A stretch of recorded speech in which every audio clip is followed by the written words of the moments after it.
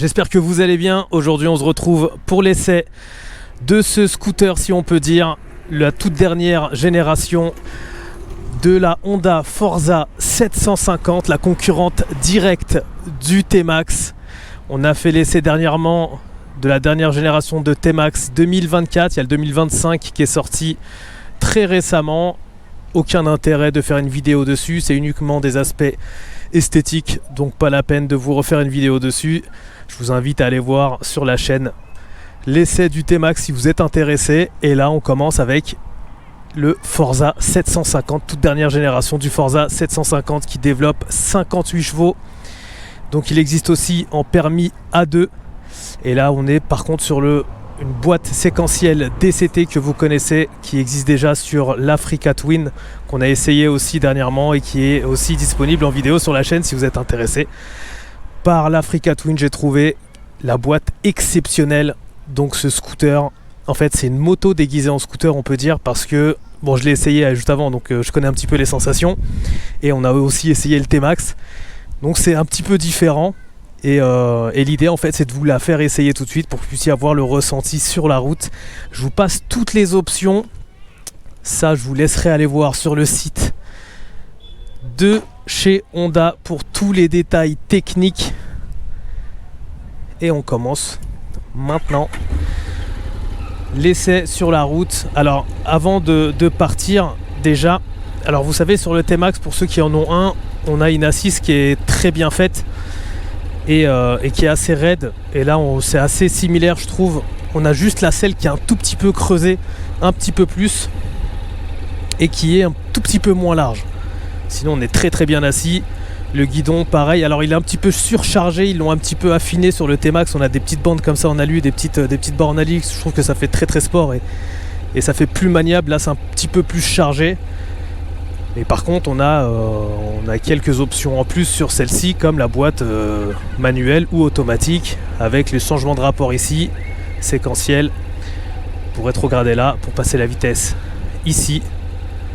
Et on a le régulateur qu'on allume là, mais par contre qu'on vient gérer de ce côté-là. On a l'écran TFT. Alors je vais critiquer tout de suite, même si je ne l'ai pas encore essayé. C'est un petit peu complexe à gérer. Si tu veux par exemple juste changer la bulle, si tu veux descendre la bulle, la régler, c'est tout un truc. Quand t'as pas l'habitude, bon, faut aller chercher je sais même pas où c'est d'ailleurs. Donc voilà, c'est là. Donc là, tu vois, tu sélectionnes la bulle, tu valides, je sais pas comment d'ailleurs, hop, voilà, et là tu descends. Donc c'est une bulle automatique qui se lève, qui descend automatiquement. Donc ça c'est l'avantage. Et quand tu démarres, du coup, t'es toujours en neutre. Ça aussi, je trouve c'est un peu chiant. Ça devrait démarrer directement en... Parce que là tu fais une manœuvre en fait à chaque fois, donc tu passes la première, bon c'est rien en soi, hein, mais quand tu as l'habitude du T-Max où tu démarres et t'accélères, tu pars, bon il y a cette petite manœuvre à faire.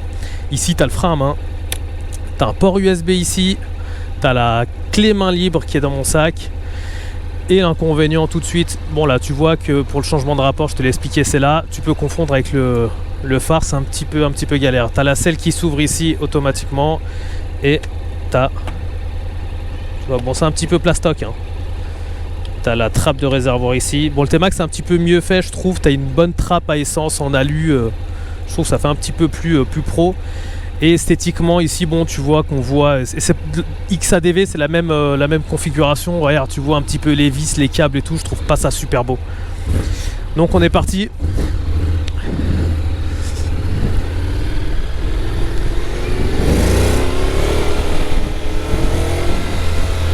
Alors je sais pas si je l'ai dit, mais on est sur 58 chevaux. Alors attends, parce que là du coup je suis en manuel ou je suis en quoi là? Non, j'étais bien en automatique. Alors le bruit il est différent évidemment que le T-Max, ça fait un petit peu plus moto. J'ai l'impression, je sais pas si je me trompe, d'être légèrement plus haut que le T-Max.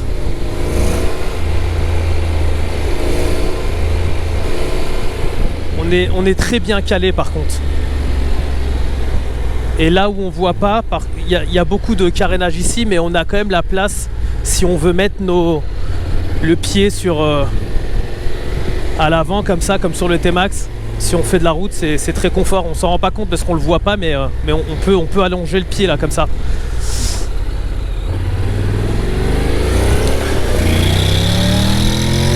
C'est un vrai bruit de moto par contre.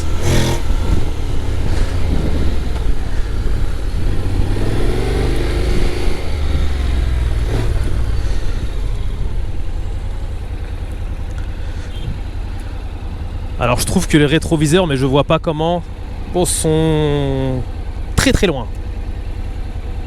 C'est vraiment très loin, ouais. Pour le coup, c'est le T-Max était aussi un petit peu pareil. Je trouve que c'était vraiment loin, mais après je sais pas si bon, s'ils auraient pu faire autrement.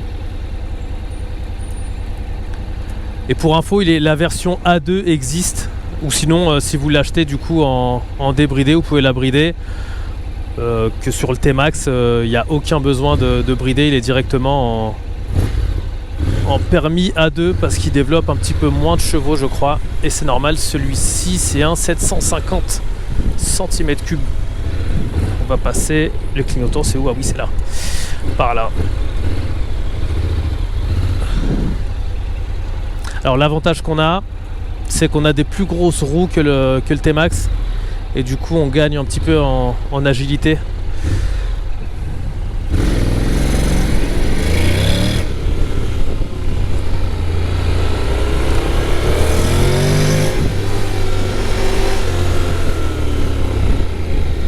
On va passer par là. Je me suis trompé, je voulais allumer le clignotant.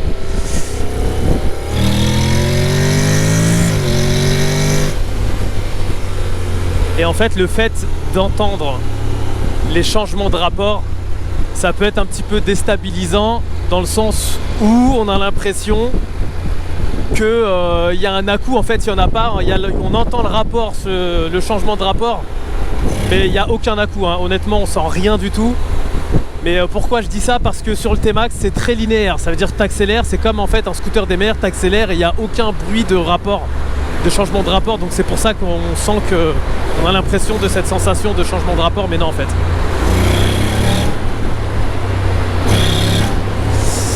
Alors je crois que je suis en mode... Je suis pas en mode sport là.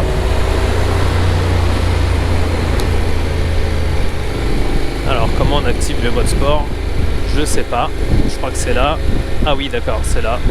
Hop, mode sport.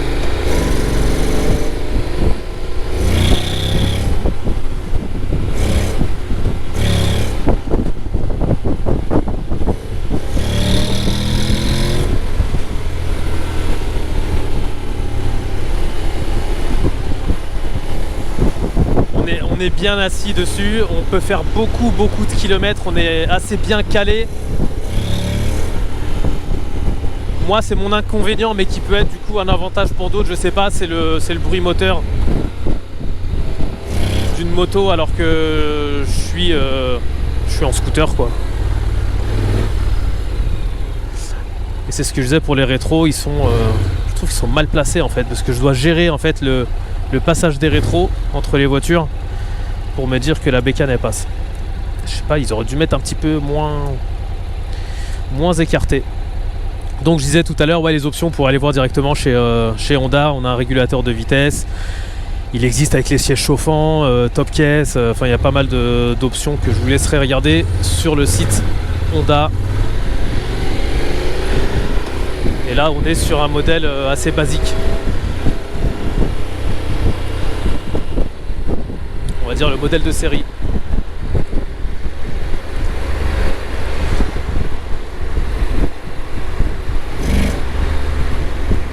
T'entends ce bruit? Tu vois le changement de rapport? On l'entend quand même. Et là pour le coup je l'ai un petit peu senti. Mais après je suis en mode sport, donc c'est peut-être ça aussi qui joue.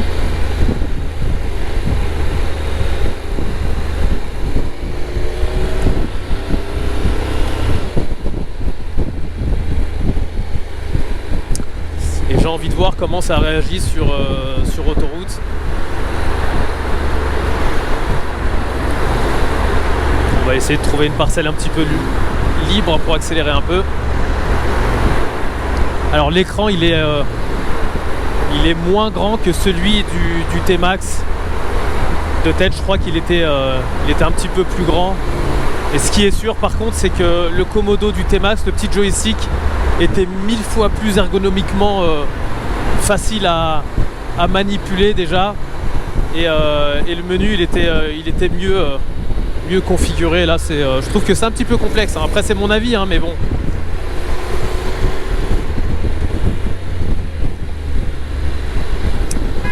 On va avoir un petit peu de place pour accélérer. On entend les changements de rapport malgré tout, hein. Bon, après c'est la boîte DCT à double embrayage, c'est comme ça.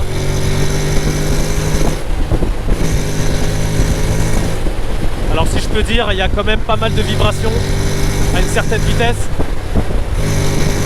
Ah ouais, ça vibre quand même, hein. Le clignotant c'est là. Et ça répond pas immédiatement. Là il a fallu que j'attende que ça rétrograde pour que ça parte. Alors attention, je compare au T-Max, hein. On peut être très satisfait si on a roulé en XADV ou ce genre de choses avant. Mais là je compare au T-Max. Bon après c'est une petite sensation sympa là quand ça rétrograde et tout, ça fait un effet moto qui est pas désagréable non plus, attention, hein. C'est chacun son avis. Pour le coup, moi quand je prends un maxi scoot, c'est pour l'aspect confort du truc, tu vois. Mais après le XADV quand même il a eu un certain succès parce que du coup c'est un mélange des deux. Et je pense que le Forza c'est un peu le même esprit. Et c'est ce que vous voulez chercher si vous venez chez Honda pour un Forza 750, c'est le mélange des deux.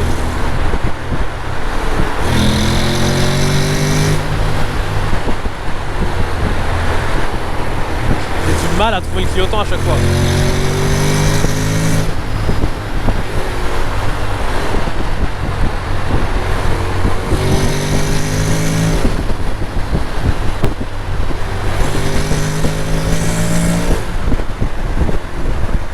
Je sens quand même une petite vibration sur les poignets. J'ai pas le souvenir d'avoir senti ça avec le T-Max.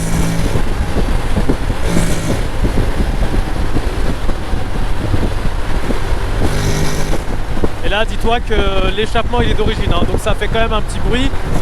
Je dis pas que c'est désagréable, hein. Mais si tu veux vraiment du confort, c'est ce que généralement on vient chercher quand on prend un scooter. Ça fait du bruit en tout cas.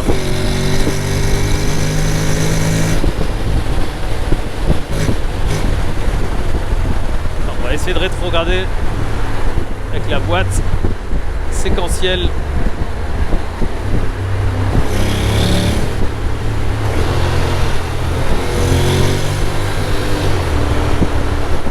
C'est pas un truc que j'utiliserais si vraiment je venais à acheter ce scooter là. La boîte, je trouve que c'est un gadget pour le coup, mais depuis le Suzuki Burgman, depuis qu'ils ont sorti ces boîtes là, j'ai pas compris. Je sais même pas s'il y a quelqu'un qui utilise vraiment ces espèces de boîtes séquentielles qui servent à rien du tout. À quel moment tu viens utiliser ça, je vois pas. Quand t'es en scooter quoi. Et si tu veux changer les vitesses, t'achètes une moto. Et maintenant on retrouve de plus en plus de modèles de moto en boîte automatique.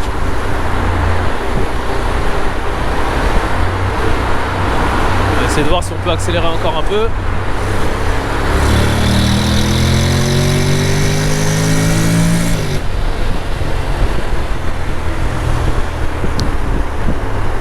Ah, je peux vous dire tout de suite, je préfère le T-Max.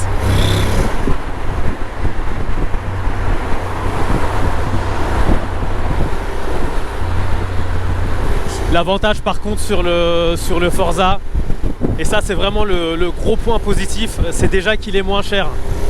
Je crois qu'il est à 12 400 et quelques euros d'entrée de gamme, de série pardon. La consommation, on est à 5 litres, ce qui est très raisonnable, c'est pas négligé. Et il faut savoir que pareil pour les entretiens, on est entre 10 et 12 000 km parce que c'est pas une courroie, parce que c'est une chaîne. qu'il faudra graisser de temps en temps, mais bon. Visite, c'est le concessionnaire moins fréquente, on va dire, et peut-être moins coûteuse aussi, c'est l'avantage. Et les Honda ont une réputation d'être très très fiables en termes de motorisation.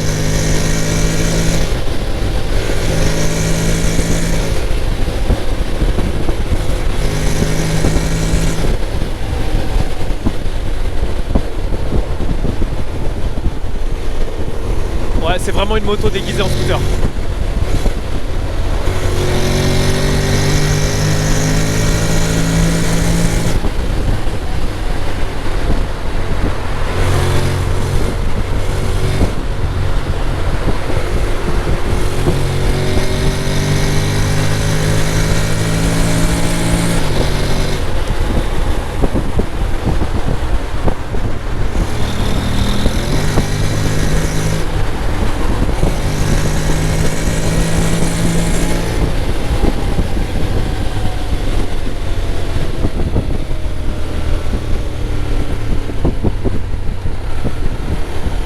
Pas mauvais, franchement c'est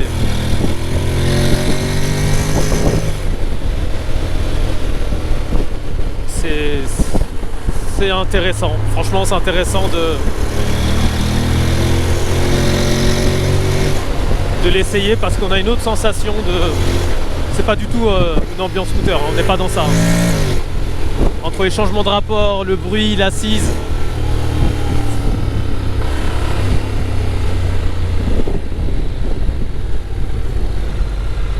Mais c'est un peu les nouvelles... les nouveaux deux roues, hein. C'est comme le XADV. Au début, j'étais vraiment pas convaincu. Mais ce mélange moto-scooter, c'est pas mal.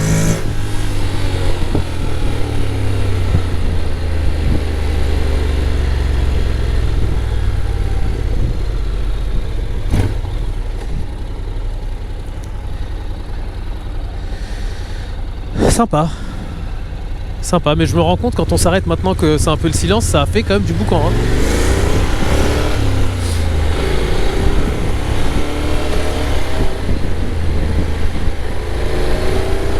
Moi ça me gêne ce truc de changement de rapport là. On l'entend trop en fait. Peut-être après faut prendre un petit peu l'habitude, mais faut peut-être s'y faire. Après attention, je suis en mode sport donc ça joue aussi, hein.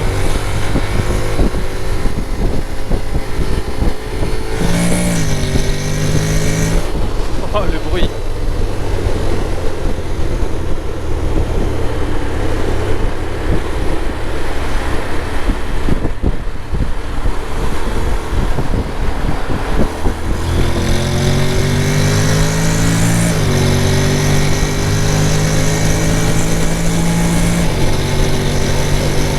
Ça envoie, hein. Pas mal.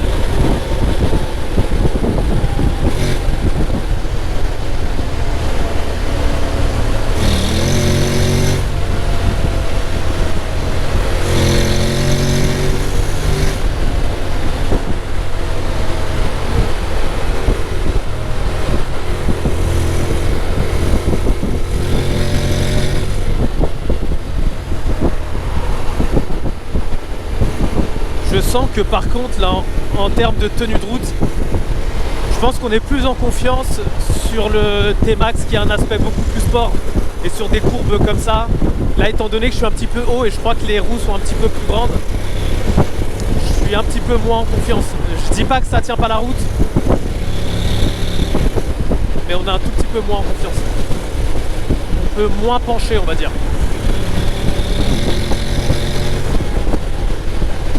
En tout cas, c'est un bon scooter pour tous les jours, hein.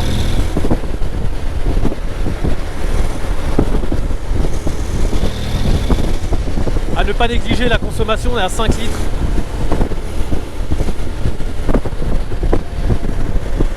Au 100.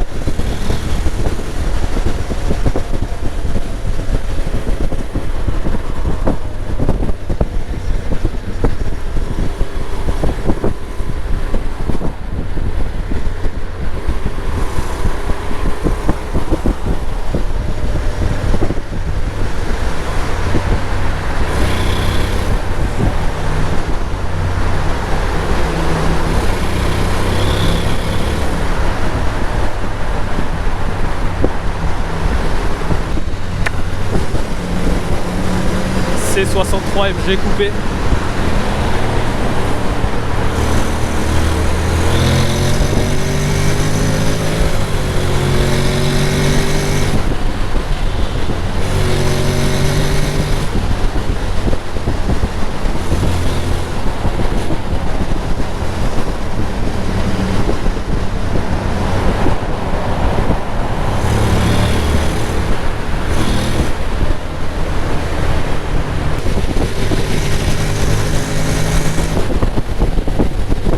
Pas mal hein, par contre.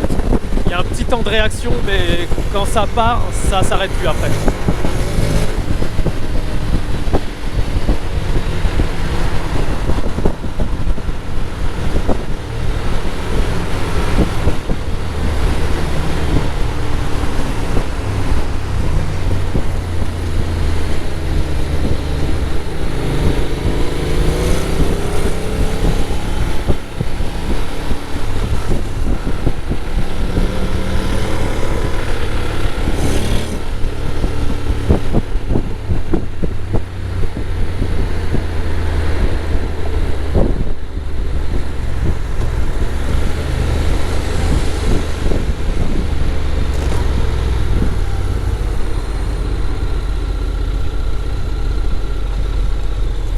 On va s'arrêter là, tiens, pour le débrief. Hop. Béquille, du coup, un petit peu galère à trouver. Elle est où? Elle est là, voilà. Elle est tout derrière, la béquille. Toute petite béquille, d'ailleurs. Ah, purée. Bah, honnêtement, en fait, c'est deux choses différentes. T-Max et Forza, c'est vraiment deux ambiances différentes, même s'ils sont concurrents directs. Ça veut pas dire que j'aime pas. C'est différent. Je préfère le T-Max parce que ça me correspond plus, mais celui qui cherche à allier, qui sort en fait d'une moto pour aller vers un scooter et qui veut garder un petit peu cette sensation de moto, il peut opter sur ça. En plus, il y a plein d'avantages, je l'ai dit tout à l'heure, la consommation, les entretiens qui sont moins fréquents qu'un T-Max et tout ce genre de choses. Moi perso, mon coup de cœur c'est T-Max toujours. Voilà, j'en ai possédé quelques-uns, donc c'est pour ça que je vais plus apprécier. Mais très très bonne bécane, plus fiable, moins cher en plus, c'est pas à négliger ça aussi. Donc voilà un petit peu mon avis, j'espère que vous avez apprécié la vidéo. Les gars, n'hésitez pas, c'est gratuit, ça fait plaisir, un petit like, un commentaire et vous abonner si vous n'êtes pas abonné. Vous êtes de plus en plus nombreux, hein. On est bientôt 70 000 abonnés, c'est exceptionnel, merci beaucoup. Et je vous dis à très bientôt. Si vous avez une suggestion d'une moto, un scooter que vous voulez que j'essaye, ou peut-être la vôtre si vous voulez que j'essaye la vôtre, si vous avez quelque chose un petit peu d'atypique, pourquoi pas. N'hésitez pas. Je vous dis à très bientôt, prenez soin de vous, faites attention sur la route. Allez, ciao.